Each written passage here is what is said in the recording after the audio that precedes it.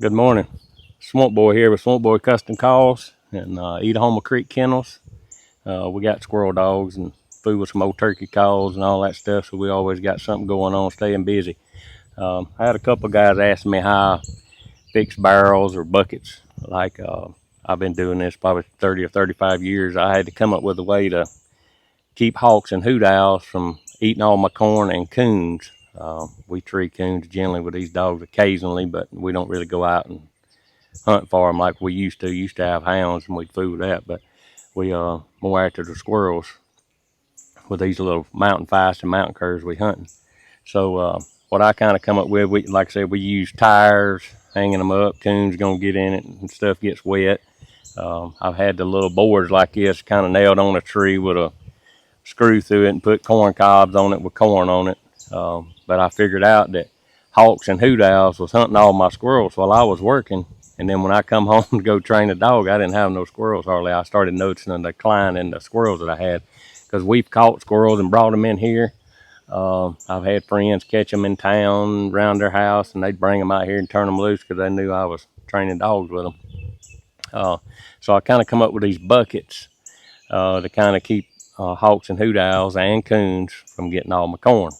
So what I do is I take a 5-gallon bucket, put a lid on it, cut about a 3-inch or 3.5-inch hole in the side of it, right up under your lip, and figured out too that this kind of sheds rain. Now you'll get a little bit of rain in there, but not much, and it kind of sheds it.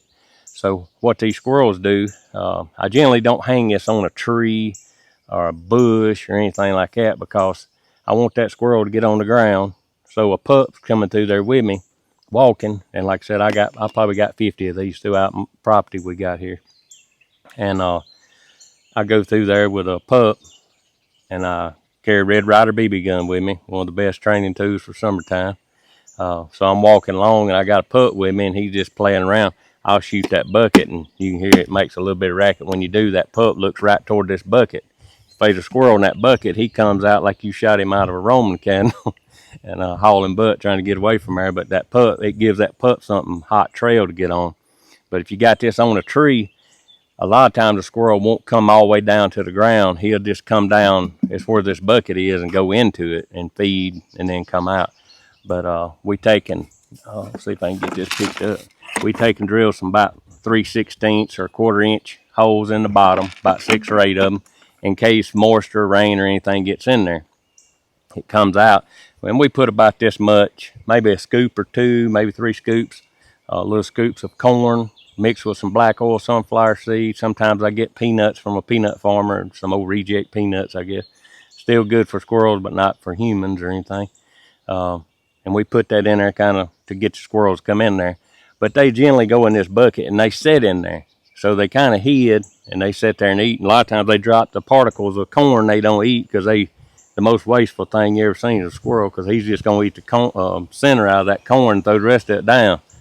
But that gives a pup something to smell when he comes down here. And I don't know if you can tell, but this thing's been here. But they's all kind of, you can tell where squirrels been going up it with their little claws getting on it.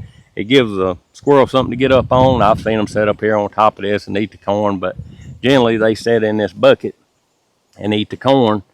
And as they eat it, little particles, I don't know if it ain't come out now, but you can see little fine little particles of corn where they've eat it. And it almost like it turns to oatmeal looking when they eat it and it falls out.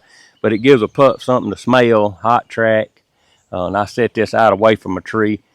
Any trees, you can see I got this one kind of away from any kind of tree. But what it does when this squirrel's in there and he comes out and you shoot it with that BB gun, he's going to a tree. So we working that dog, so everything he's doing, he's looking up and going to a tree. So this is just something I come up with just to, like I said, to keep hawks and hoot owls from getting my squirrels.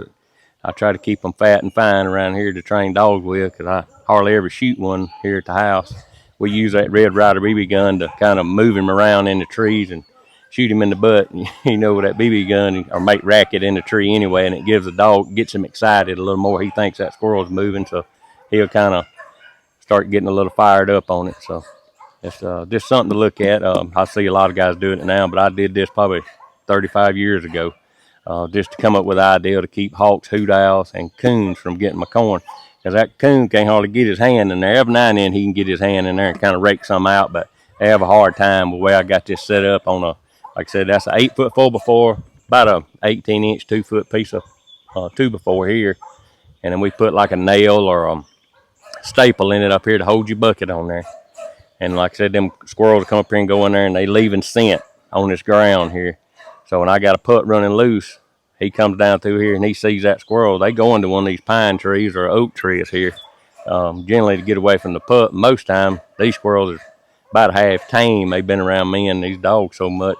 They'll generally just go up a tree 15, 20 foot and kind of, if you standing back, they'll start barking at that dog and coming down the tree toward him, kind of being aggravated with the dog. So it really fires the pups up. So, you know, maybe it's a help you in some of your dog training. Good luck this fall. Hope we got a better squirrel season we did last year. Here in Mississippi, we didn't have many acorns in the south part. We had to go to Delta, drive 2 or 3 hours just to train dogs. So maybe it's a help you. If it does, good luck to you, and think about me when you're shooting them squirrels. Good luck.